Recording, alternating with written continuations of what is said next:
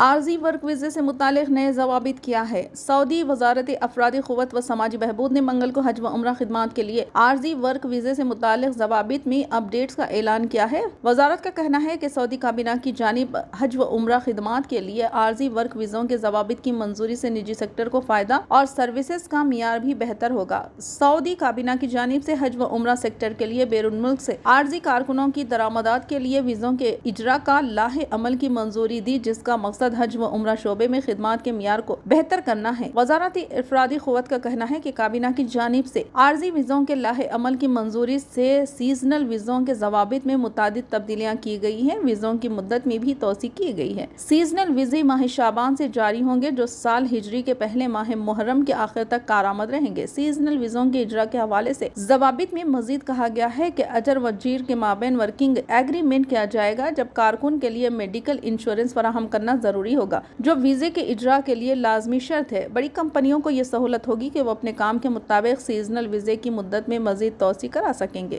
ویزے کی ابتدائی مدت 90 دن ہوگی، جس میں 90 دن کی مزید توسیع کرائی جا سکتی ہے۔ ویزوں کے غلط استعمال کے حوالے سے بھی نگرانی کا سخت نظام رکھا گیا ہے، جس کے تحت کسی بھی خلاف ورزی پر متعلقہ کمیٹی ایکشن لے گی۔